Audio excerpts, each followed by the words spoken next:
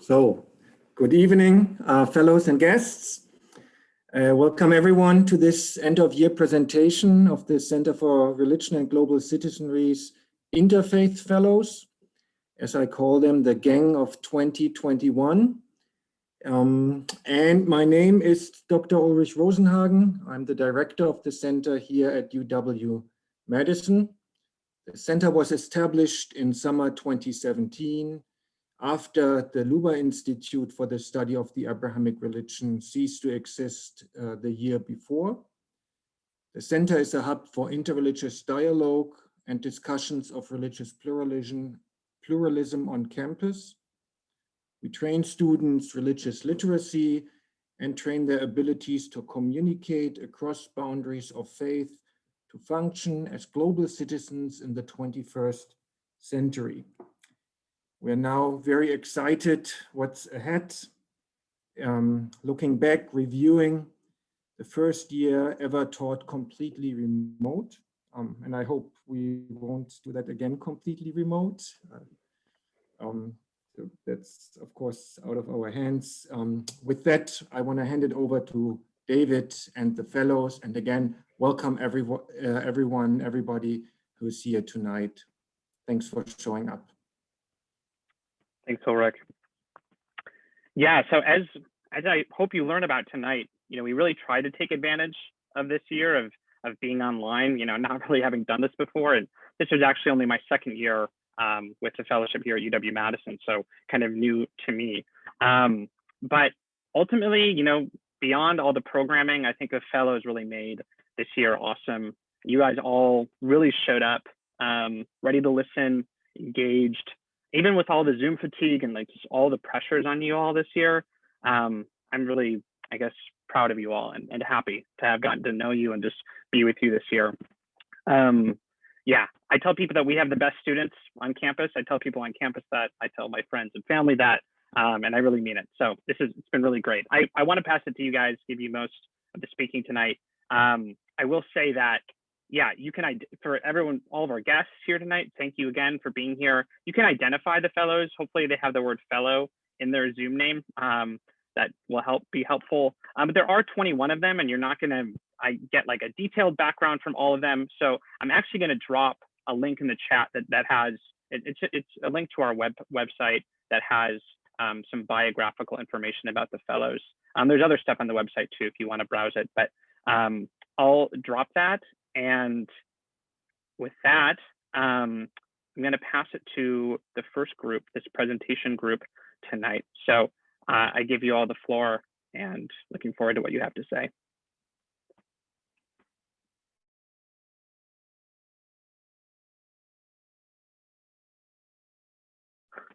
Also, I'll say one more thing, that if any fellows have any problems unmuting themselves, or if you need to share your screens but you don't have the permission, just please text me, chat with me, or yeah, just let me know. Thanks. That has me nervous. Can everybody see the screen? Okay, perfect. Thank you, Dave.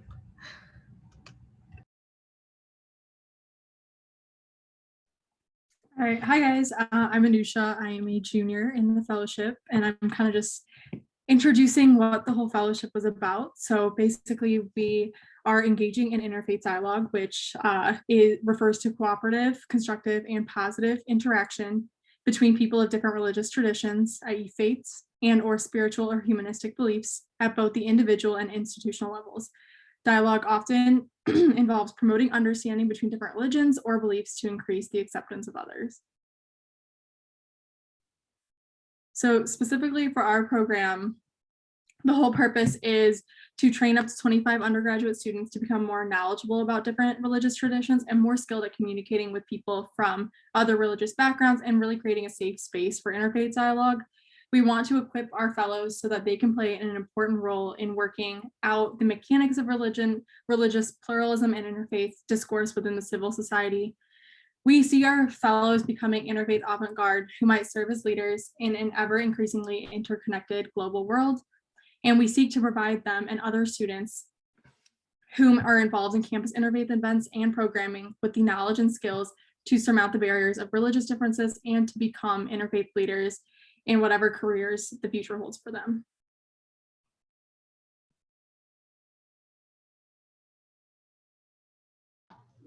Hello, everyone. My name is Mukadis, and I'm a senior here.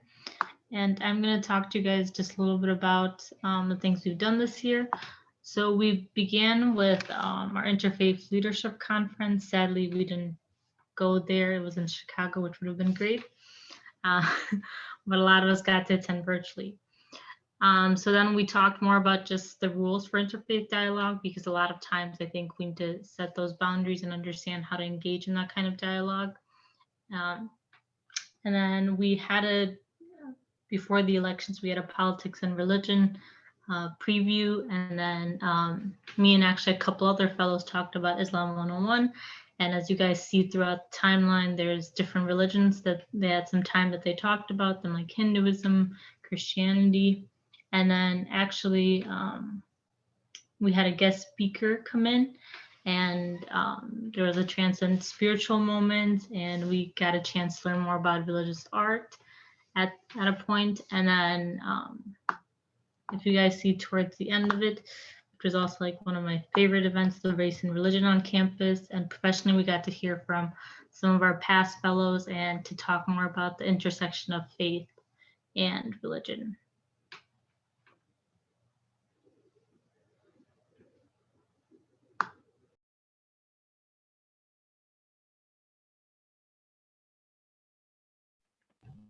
Sorry, I'm going to stop my share while I switch over to the video for a second, if Grace wants to introduce that. Yeah, I'll introduce the video. So this is a video created by Fellows. And basically the premise of this is in a normal year where we wouldn't have a pandemic, Interfaith Fellows often visit places of worship and get to attend different religious services. This year, Fellows were obviously limited to Zoom meetings, and we could not go to different religious spaces. But we did provide this opportunity for Fellows to share about different religious spaces that they have visited that hold some significance to them. We asked Fellows to submit and share about different places of worship that they've visited. And this video highlights places that they cited as being meaningful to them, and we hope you enjoy and get to see some of the diversity of experiences and places that the Fellows have been to.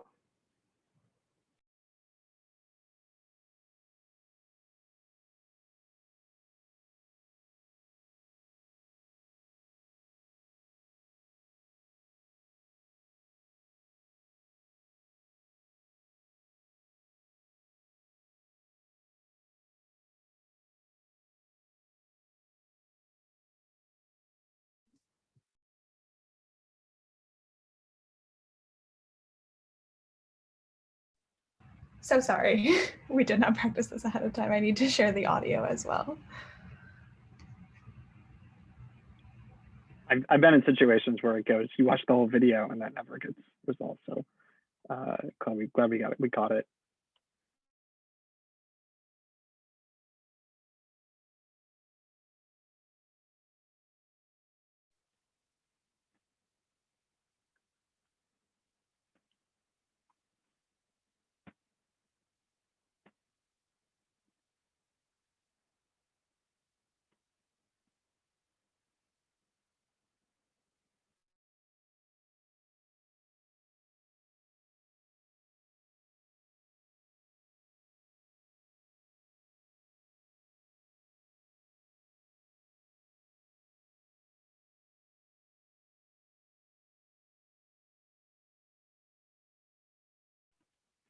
We're bearing with you, Anna, here.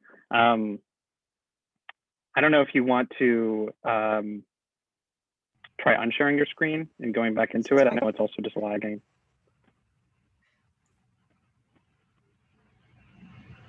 Well, I guess you guys are getting firsthand experience of what online interfaith fellowship looks like. Yeah. So I just wanted to share. Okay, let me try this just one more time. Otherwise, I might have to pass the torch on to someone else. Or Another way we the can person to narrate the experience. Let's hope.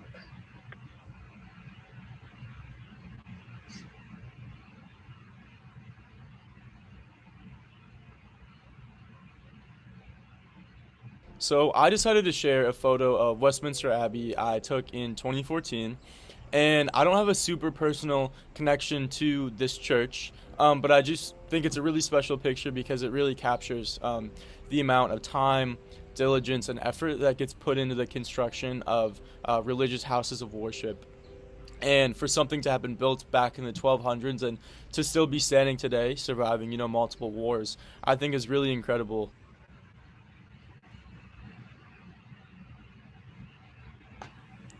Pictured here is the Edicule, which is in the center of Jerusalem's Church of the Holy Sepulchre. It's one of the world's oldest churches, and you'll find it in Jerusalem's Old City. According to Christian belief, the Edicule encases the ancient cave where Jesus was buried and resurrected. It was a really cool experience to be able to kneel on like the bench where Jesus's body was placed. And it was a really cool experience and something that I know that I'll cherish and remember forever.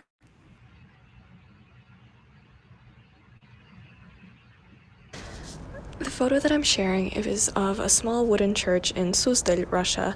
This church was really beautiful. There were flowers inside at the altar. There were painted icons on the wooden walls. And I think for me, the combination of the beautiful nature outside, my physical presence in this simple space, and the Russian history that I was learning about at the time really served to ground me in my Russian Orthodox faith like nothing had before. So it was a pivotal moment in my religion. Okay, so the place of worship that I chose is the Kotel, or the Western Wall, which is the holiest place in the world for Jews. It's in the Old City in Jerusalem. And this particular video I took during Slichot, which is a prayer service that we do to prepare spiritually for Yom Kippur. And it's just like a completely different energy. And it's really special because it's the middle of the night and there's like a huge mass of people all praying together and like pouring their hearts out together.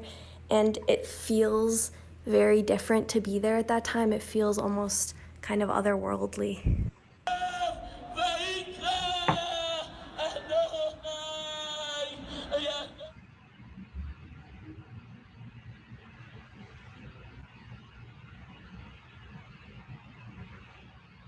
Hi, so this is Hakotel Maravi in Jerusalem. It's the Western Wall in Jerusalem. And as you can see, I'm taking the photo and I'm sort of looking out into the prayer space. It's divided into men and women. And this place is really special for me because whenever I go there, I feel like I am in the heart of Judaism. Like, I feel like I'm like in a little area where it's just Jews, and it reminds me of what it means to be a Jew, and it reminds me that our history and our story are old and long and important, and these remnants of the Western Wall, which were left over after the Second Temple, we have to hold on to them, and that's part of our obligation as Jews. This is a picture of my sanctuary from home, First Baptist Church of Ann Arbor, my spiritual home and a place where I spent so many of my favorite memories growing up. It's filled with loving hearts and a lot of mentors, both in faith and in other aspects of life, and it will always hold a special place in my heart.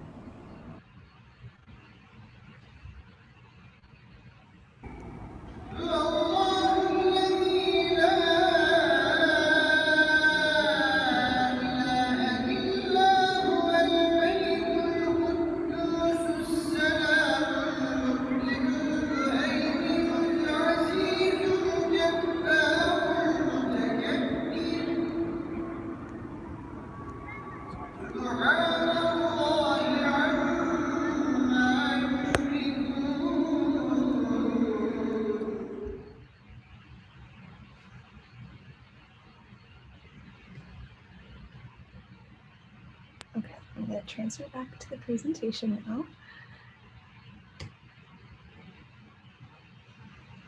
Bear with me, thank you.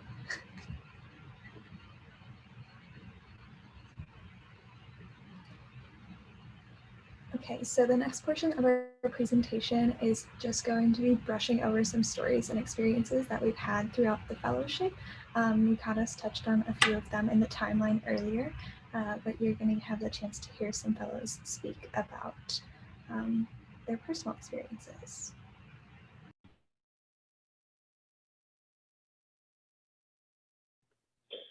Now we're going to hear from Yassine and Simran about the State Department meeting. Hello, can everyone hear me? Okay, thank you for that introduction, Eitan, and thank you to everybody who put the video together. That was really cool. I wanted to put something, but I was like, I don't have anywhere to go other than my own temple, but you can find the link to the Madison Temple in the resources page that we'll get to at the end of the presentation. But yeah, so the State Department meeting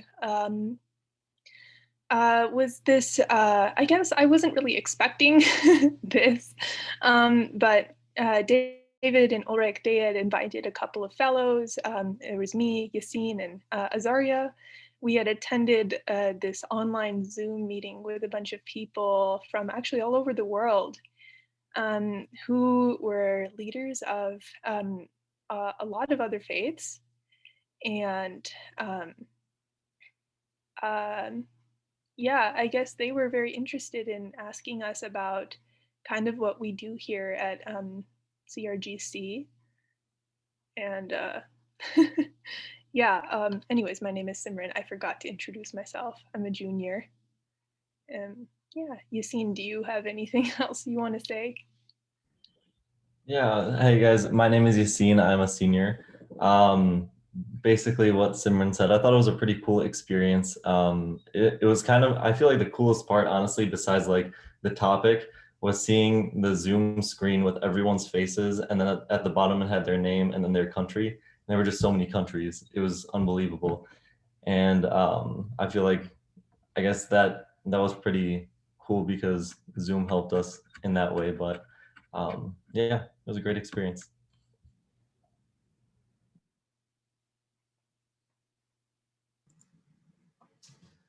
Hi, everyone. My name is Ben. So this semester, we've been working on reviving a journal for our blog posts. We write 3 blog posts throughout the year. And in past years, when the fellowship was run under the Lubar Institute, in several of those years, the students took it upon themselves to make a journal, print journal of their posts. So we decided to revive that. It was a small team of me, Simran, Anna, Ethan, Maya, and Milan, who were all working on it. Our goals for this project were sort of to have a really tangible final product, something that we could hold in our hands after this incredibly weird experience of being online for a whole year. We kind of originated this project in December and really started working on it this semester. And it's been a really great experience, not only learning how to put something like this together, learning software, but also making meaningful connections with our other fellows. It's been tough to sort of make friends in this fellowship, meeting everyone online once a week. Normally would be in person, and it's kind of a different feel to it. So it's been a really great experience. I know that I have certainly spent more time on this journal than the rest of the fellowship combined. I would guess that's true for some other people on the team. So it's been really great to have this sort of unique experience on top of the rest of the fellowship. Then I'll hand it over to Ethan and Maya. Yeah, hi, I'm Ethan. I was a copy editor on my primary job was as a copy editor. I had a blast working on the journal. We're still working on it. By the way, there's still some fellows that haven't accepted my copy edits, but anyway, no, it was really a blast.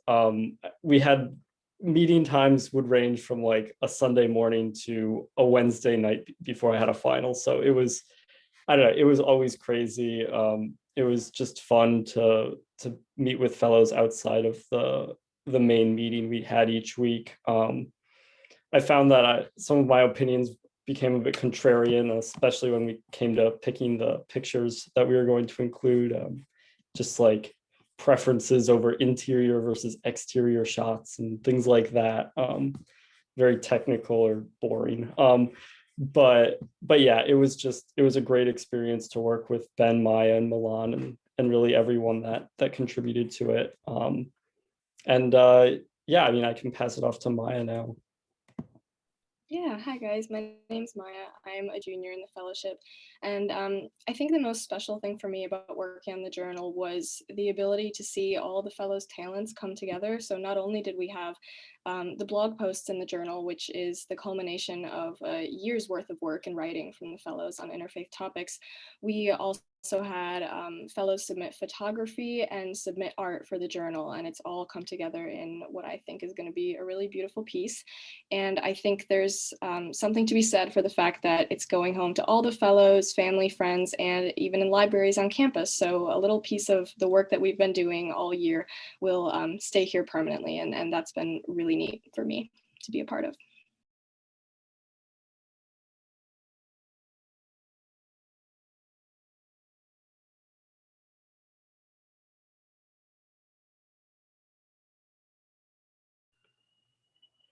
And next up is Azaria, and she's going to talk about writing for the Interfaith Youth Corps. Yeah, so in addition to like the normal blog posts for the website for the fellowship, I wrote a blog post for IFYC, which is the people who organized the conference that we went to at the beginning of the year. And it was really fun to write. It was a really cool opportunity. And basically I just wrote about takeaways from the fellowship and like conversations I've had here, and just also conversations I've had with general like Jewish community people. And it was about I want to be an elementary school teacher in public school. So it was basically about like how an ideal classroom would look like if we keep in mind like all the different faiths of all the kids that are in it, and we want to like respect all of that, see all of that, and celebrate all of that, and not just focus on like holidays like Christmas in school.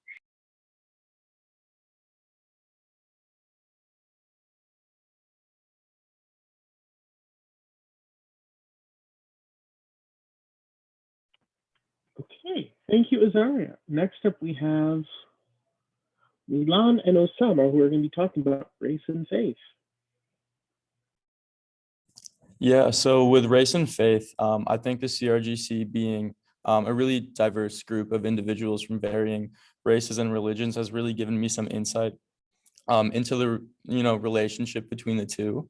And I really realized that race and religion can function and operate in a lot of really similar ways. Like both, can serve as sort of acting as like a centripetal force for people and bringing people together and letting them identify around like a common theme, whether that be religion, whether that be your racial identity. And they also can really influence people's standings in society. And they sort of have like analogous roles also in how, depending on your race or religion, you might be viewed in a certain way or experience a certain type of prejudice. But I think that overall, a really big thing and my main takeaway about learning or about being in the fellowship and learning about the relationship between the two is that religion can really bring people together, including different racial groups. And, you look at really large world religions like Christianity or Islam, and you have people from all over the world of varying races, ethnicities, etc., coming together and being united sort of under a common cause. And I really think that was really represented this year with the CRGC.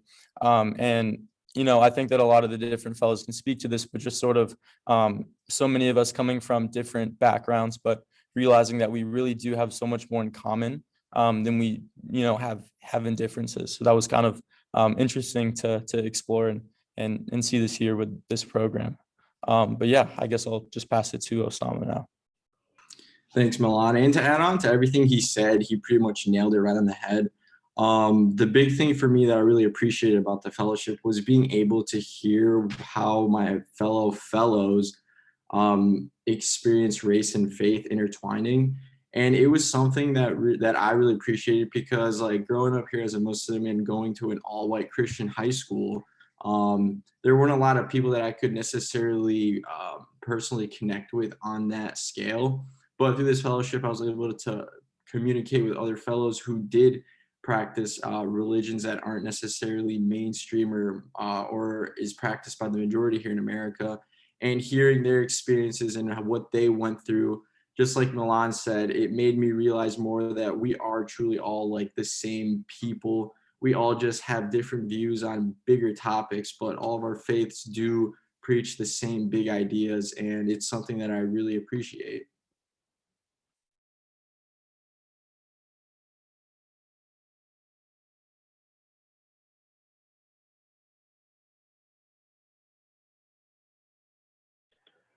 So thank you very much. Next up, we're going to hear from Anna on Paul Mitter, who was a guest speaker who came to speak to us before winter break.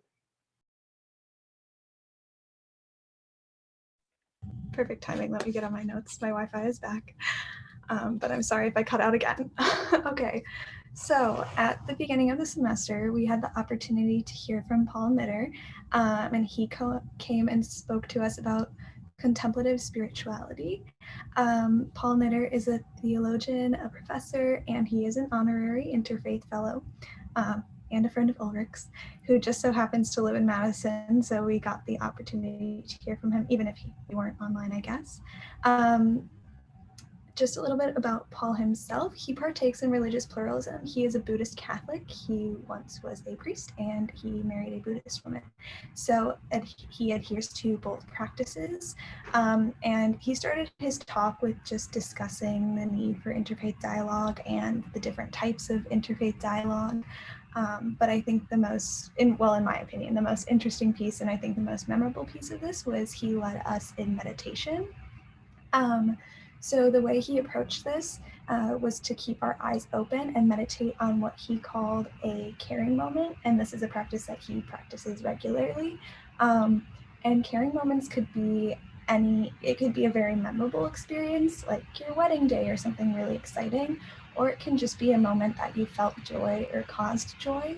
Paul himself used, like as an example for us, he used a moment in his childhood when he would go over to a childhood friend's home and his friend's mother would cook a special pasta dish that his mother didn't know how to make. And for me, I used like watching the sunrise with my best friend who no longer lives in Wisconsin. And I think that this practice was really meaningful to many of us because it was something that really transcended our religion. And it was the first time in our fellowship that we kind of partook in an event together, or like a ritual practice together, which was really cool. So yeah, that's about when Paul Mitter came.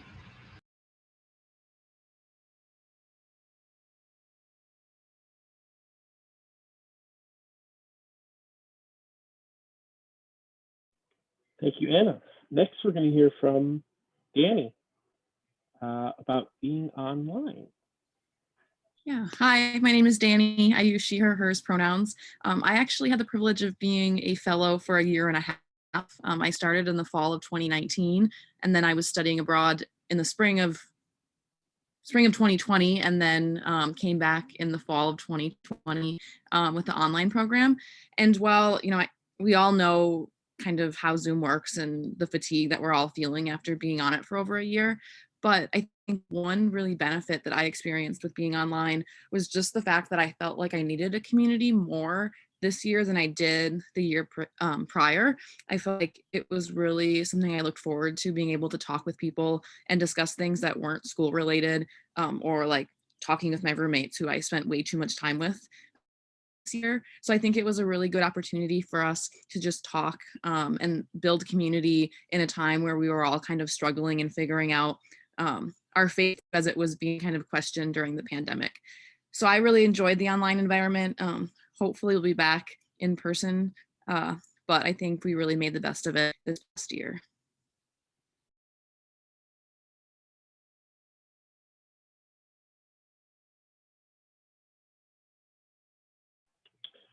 We're going to hear from some people who had meaningful experiences. I think that was Cal, Simran, and Amy. Not completely sure, but it was those people. So yeah. And maybe I'll add, we have Cal, Simran, and Amy, I know Grace, maybe you floated the idea of sharing, and then we have some time. So after that, maybe other people can just talk about their experience in the fellowship in general, or yeah, how it was for them, what they liked, any other meaningful experiences. But we'll get there when we get there. Yeah, I can start. So I just wanted to share kind of a revelatory moment that I had in this fellowship a couple of weeks ago.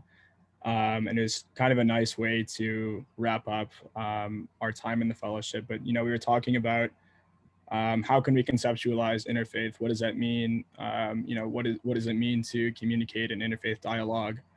And we started talking about something that Osama was actually touching on. You start to think about all of our faith traditions or religions or spirituality are kind of getting at this big idea, whether that's glorifying shared humanity or glorifying the divine, whether that's God or Adonai or Allah or Brahman, but it's all kind of getting at the same thing in the same way that, if you think about art is kind of, different modes of,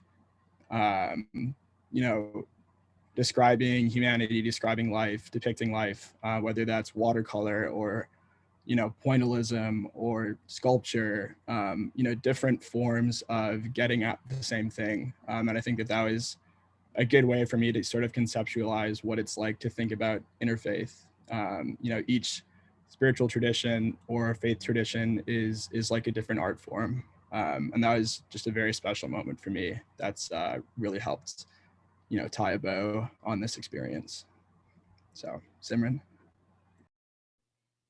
Thanks, Cal. That was really a nice analogy for talking about how faith is very similar. I guess what I would like to say is that as much as we find ourselves, feeling a community here, there is also a point in our lives, I'm sure, where we felt like, we were the only ones, or we were alone, solitary in this journey of practicing our faiths. As a Sikh, I find that my experiences are minoritized, especially being in Wisconsin. And so when I had signed up for this fellowship, I was like, okay, I'm going to be the only one again. And I wasn't the only one, actually. So Amy and I were the first 6 to be a part of this fellowship. And I wanted to highlight that because I didn't even know she existed. We were both at UW-Madison. We both, do the same thing. We both literally have the same lives. But we haven't, met before or crossed paths until this fellowship. And I wanted to acknowledge that, this place has given us the opportunity to become friends, whether it might be with people that don't share your faith, or people who even share faith and, just, I don't know, rock your whole world. Yeah, I don't know. Amy, do you want to say something? Yeah, for sure. Yeah, I definitely feel the same way. And echoing what Simran said about community, I think something that has been really important for me this year is having this group of people that I can see every Tuesday at 6 p.m. because so many things change during the school year that having this meeting every Tuesday at 6 p.m. was kind of this constant in my life. And something I did not expect was to meet another Sikh person. I'm talking about this in my blog post this week as well. And for those of you that don't know, all the fellows write blog posts, which are basically reflections about what's going on, stuff that you're thinking about, and they're pretty open-ended, but they're just a way for us to reflect more on kind of what we have been learning in the fellowship and from each other. But something that I felt growing up was that I was pretty isolated because I didn't know a single Sikh person in elementary school, middle school, or high school. So for the first 12 years or 18 years actually of my life, I was living in this dual world of Sikhi and Sikhism at home, but seeing some of the dominant religions at school. So it was kind of a duality, right?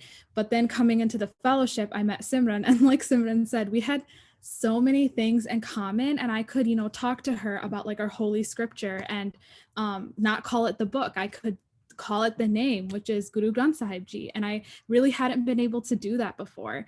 And speaking to the really unfortunate and tragic shooting in Indianapolis last week, where 8 people were killed at the FedEx facility, 4 out of the 8 people were sick people, and having another friend now who is also sick and can feel some of the pain that I felt, that my family felt, that my community is feeling right now, that we're all feeling from what's been going on, has been really nice. And it's just helpful to know that I have like this other friend who identifies with my religion and I can talk to her about these things. So yeah, that's one thing that has been really meaningful for this fellowship, because I built this community here, but I'm going to be able to extend this community next year. And I really hope to like stay in touch with everybody. But yeah, it's been really wonderful.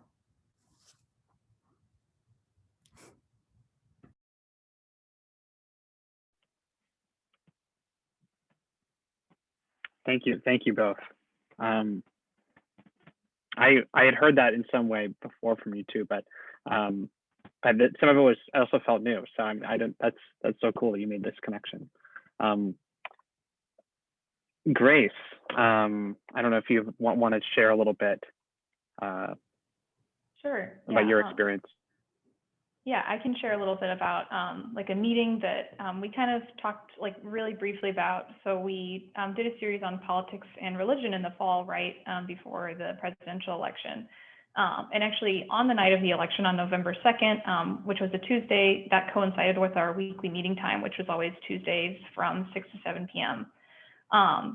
And I remember we did like a kind of a different style of a meeting that night because we didn't want to just have another discussion. We had kind of a time of reflection, which I felt like was really cool. We had fellows share passages from scripture or non-religious texts, and we did readings and had a guided meditation, which was really cool. And I feel like the best part about it was being able to kind of disconnect from like all of the barrage of news and election results that came in like that very night, but to be able to take an hour and like have this experience with the fellows where we weren't connected to whatever was going on outside, but we're just like focusing on sharing and reflecting as Interfaith Fellows, which I feel like was a really cool and meaningful experience that I really like have taken with me, and I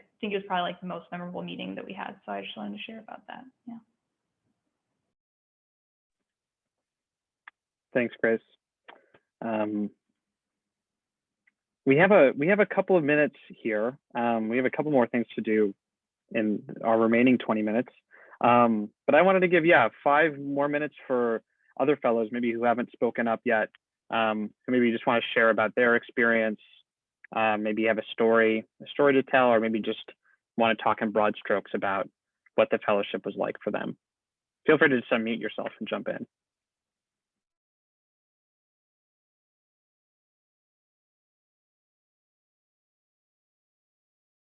A meeting I really enjoyed, it was relatively recently. It was talking about kind of how Danny actually touched on it when she brought it, was giving her piece, but we talked a bit about how religion and the pandemic kind of like go hand in hand. So it was nice to be able to kind of like, process our stress that come with the pandemic, and also come with being students in a pandemic, but then also talk about the potential like conflicts of religion we were feeling, like how like for those of us who are religious, like how does this fit in with how we see the world, how we see our respective higher powers and stuff like that. But it also was nice to kind of like chat with how we see kind of like the structures of our religion, which is really interesting. I'm a microbiome major, and so it was fun to talk with other religious science majors about how we see religion and science to fit together. And so that was a really fun conversation we had, and that was a highlight of the fellowship for me.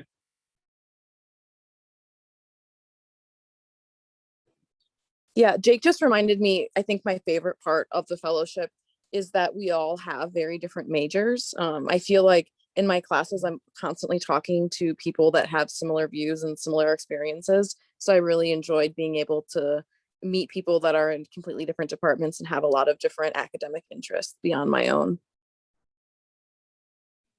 I completely agree. And if I'm not mistaken, Jake, I was in your group for that meeting, and it really was fascinating, everything we talked about. And like Danny said, people's backgrounds really made a difference. We talked about everything from genetic engineering to and gene modifying to the ethics of our faiths, and what do we believe, for example, is the afterlife?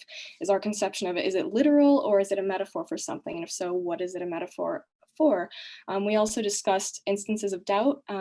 You know, the idea of if my higher power is eternally good, why are these awful things like a pandemic happening? And obviously there's no good or perfect answer to that question, but it was very helpful to be able to process some of those doubts with people who are also thinking the same things and were coming from very different backgrounds with a lot of beneficial stuff to say on that topic.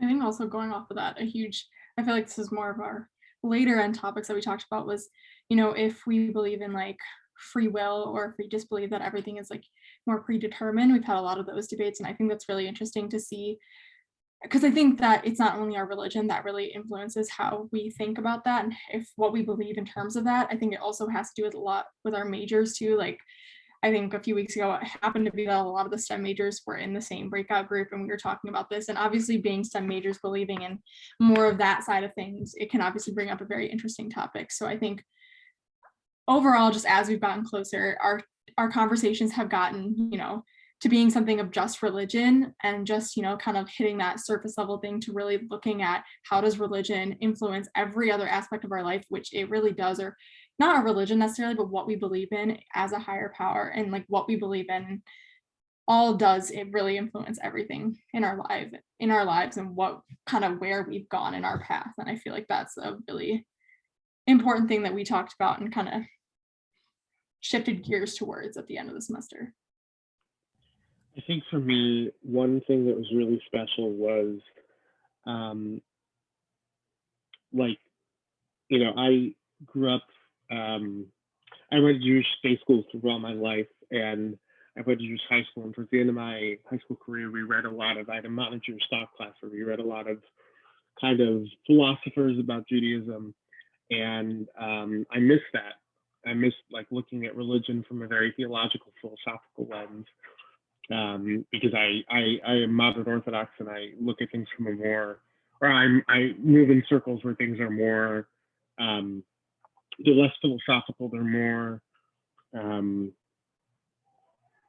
know what the word is, but they're based on, they're not, you know, so I really enjoyed having the opportunity every week to sort of discuss religion and these types of things. So.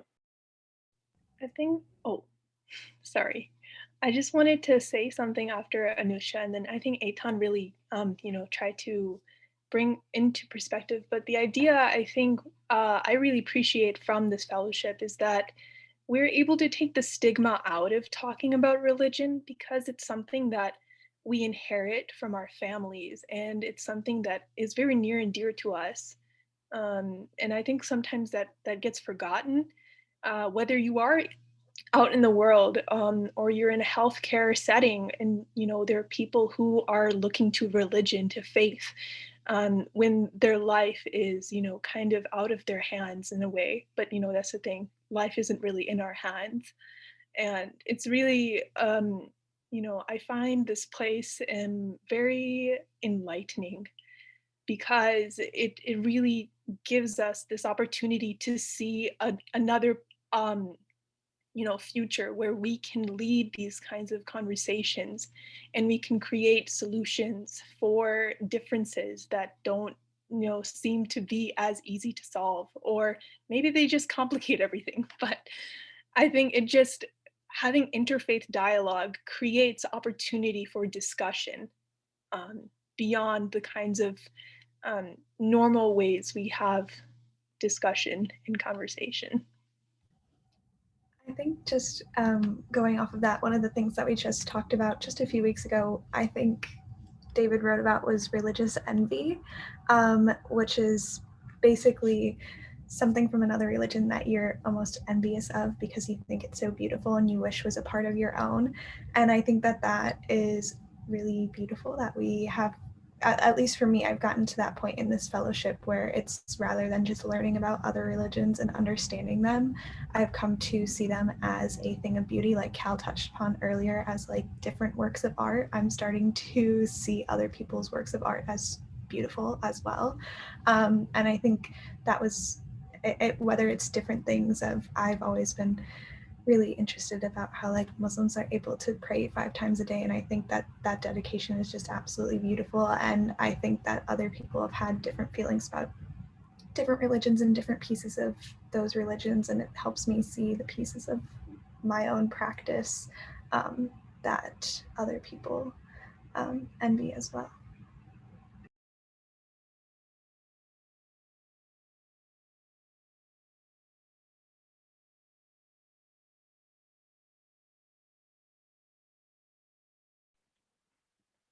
I loved all of that. All of the free sharing was really cool. Cool to see kind of how you're synthesizing a lot of stuff.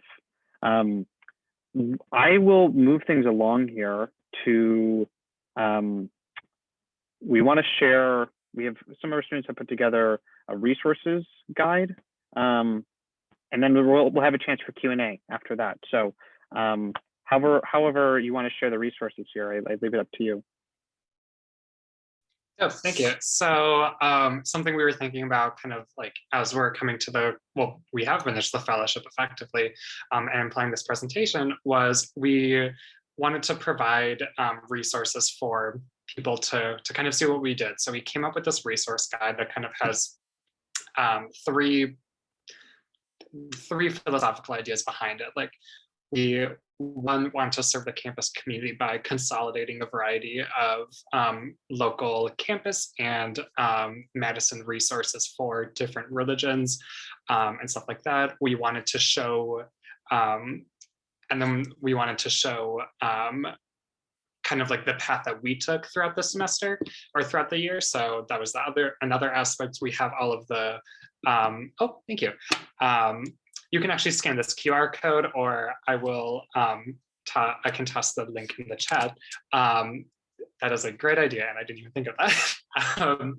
But so we have the writings we made throughout the blog posts on the website. So you can kind of see us talk about our own experiences kind of as individuals, and then also as the year progresses, how our experience changes over and our perspective changes throughout the course of the fellowship. And then something else, we all really, I mean, at least I really enjoyed, and I think everyone's really enjoyed all of the different like speakers and talks we had and stuff like that. So we also have all of the documents from those meetings. So you can see, you know, the reading we did for Paul Knitter, the dialogue decalogue thing that or piece that kind of set the standard for how we discussed faith together. We also have all of the Religion 101 presentations there as well. So you can kind of see it's kind of like a consolidation of our year, really. And we also plan on putting it onto the CRGC website. So it's going to be accessible for anyone with internet connection. And we really hope this is something that's going to be informative and helpful to the campus community. And yeah, that's the resource guide. If you want to click on it, it looks really cool. Maya put it together, it looks phenomenal. Yeah.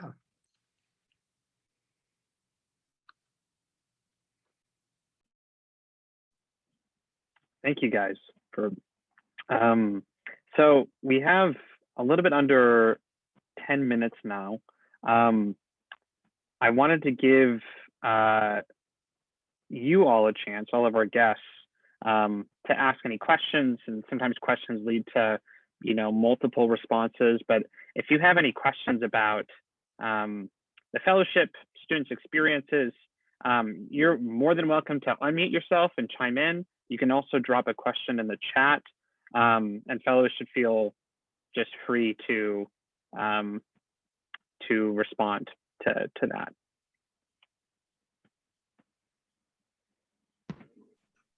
I'll be the first. So Matt Reinfeldt, Maya's dad, and recently I shared with Maya that my company is actually having an Interfaith Day presentation coming up recently. We're a 13,000 person company that spans the globe.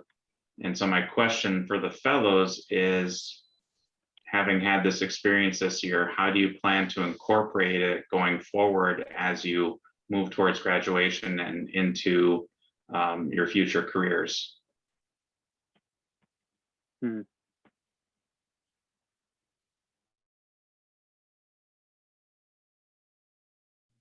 I can answer. I think talking about faith in the workspace will allow people to become friends or not, but hopefully, to become friends sooner. And to also show solidarity for the faiths that do have to deal with violence in the community, targeted violence. As Amy had mentioned, the shooting in Indianapolis was, really devastating. Considering that Oak Creek happened in 2012, there was a shooting at the Sikh temple. It was something that we had never anticipated let alone anyone should anticipate. But considering that things like racism, xenophobia, these kinds of negative experiences that happen in society outside of the realm of school, in the real world, that includes the workspace.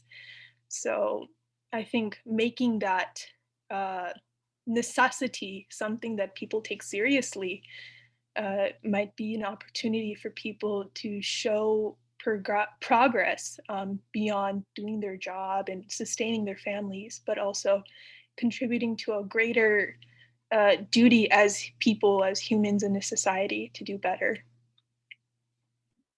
Yeah, if I could also add on to that, for me, going forward with having done the fellowship, I feel like one thing is for me that I want to do more is reaching out to people of other religions. I have friends that, before the fellowship, I had friends who I hadn't talked to in years, friends who were in very different religious traditions than mine.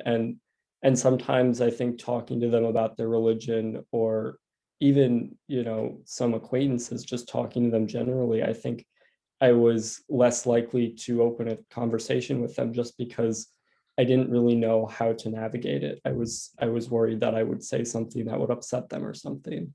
And so having gained this sort of blanket education, specific, but blanket across all these different religions we've talked to, it allows me to start more conversations with people I know. And so I think the big thing that I'm taking away from it is this ability to engage with people who are going to have very different opinions or very different beliefs than myself, and hopefully forming connections with them. Yeah, thank you, Simran and Ethan. And I think for me, I also learned a lot on the more practical level about what it means to afford all religions equal dignity and respect in the workplace. For example, accounting for, less mainstream in America religious holidays from minoritized religions, making sure that, you get offered proper time off for those with no consequences. Things like maybe prayer spaces, like quiet, calm spaces in the workplace for people who pray 5 times a day as a part of the religion. Considering, for example, like professional dress, maybe certain religious garments wouldn't traditionally be considered professional workplace wear, but maybe they should be. And religion as a professional topic, generally it's not considered one, but again, should it be? So I think reconsidering our standards for a professional workplace and what that means when we're trying to respect every member of the community.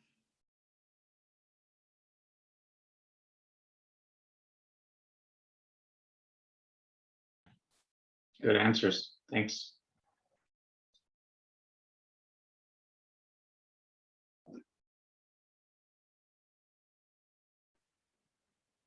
Are there other questions out there?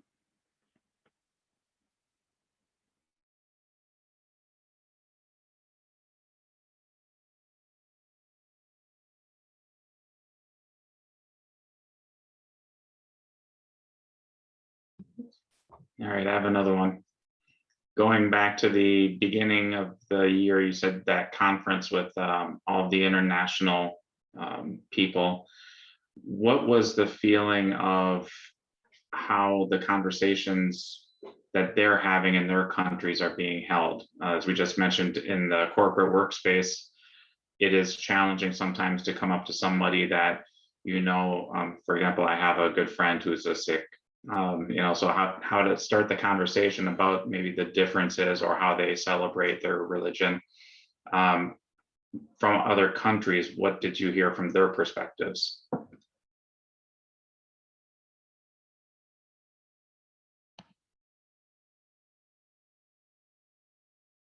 I can start off again.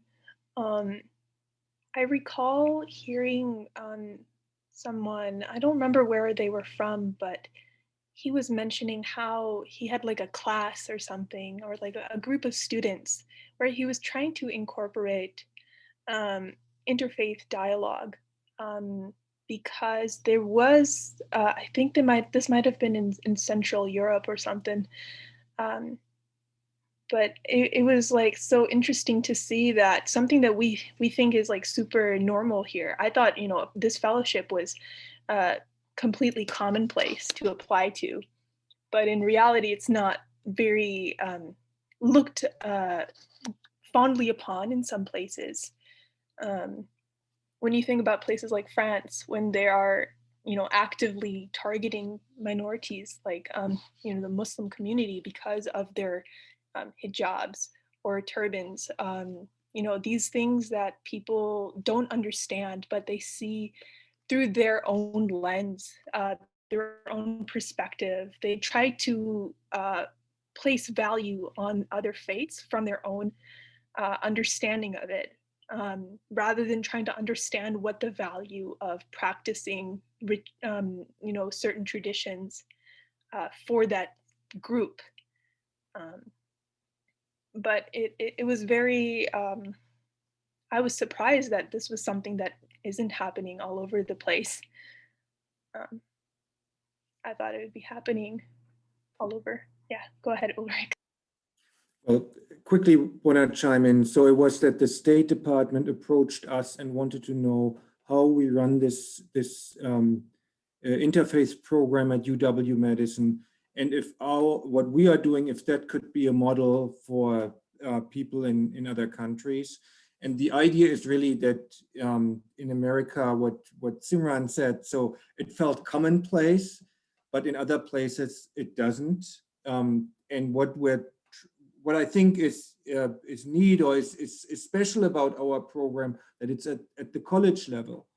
And there was a little bit of a tension in the conversation we had, that people from outside the US and outside kind of the college world or the world of education, they sort of insisted almost that interfaith dialogue, interreligious dialogue has to be something where people have to be theologically informed, and you have to have certain training to do this. And we sort of try to kind of hold our grounds by insisting it is something that is important for everyone who's a citizen. To become a global citizen, we do this in college, and hopefully someday some of the fellows are in your corporate setting and can help to facilitate something, have a sensitivity for religious minorities, for religious holidays that are not their own, have a little more literacy, and go in with an open heart and an open mind. And I think international companies that have a diverse workforce, they have to face, or they have to address this somehow. So we were actually brought in as a kind of startup model to show that this is possible, or at least we're trying to do something that is somewhat new, but hopefully something in other countries they can copy or look at or learn a little bit from. So that's a little bit of the background here. With that, I think I will wind things down to a close here. I know there may be more questions out there. Me and Ulrich will put our emails in the chat, so if anyone wants to follow up with us. Any more questions, feel free. Catherine, yeah, thank you for that share. I'm also gonna do a shameless plug here where we do this every year. So currently we are inviting more students to apply for our fellowship next year. If you are a student that is applying or that this seemed really cool or learning about it, you can follow that link. Our application is due in a couple of days on May 2nd, which I believe is Sunday. Yeah, I want to thank everybody again for coming. All the fellows, thank you all for everything you've contributed this year, for your personalities, for your energy, your interest, your curiosity. I'm actually going to ask the fellows to stick around for just a couple minutes, if you can, after everything is closed up. But Ulrich, if you have any last words for everybody before we depart. Well, thank you for this fantastic presentation. Thank you for 9 months. Challenging. I think you mastered it beautifully, everything remote. And my final words, good luck, do good work, and stay in touch. And with that, well, I hope the fellows can stay a little longer, but I mean it, stay in touch. You did great, and I hope you kind of have something in your knapsacks now when you graduate. So when you go out after and leave medicine, you can draw on what you learned this year and what you did this year in the community of the other fellows. So thank you. You did great. Thanks everybody for coming. Take care. Hopefully this inspires some interfaith dialogues in your own lives, in your own futures.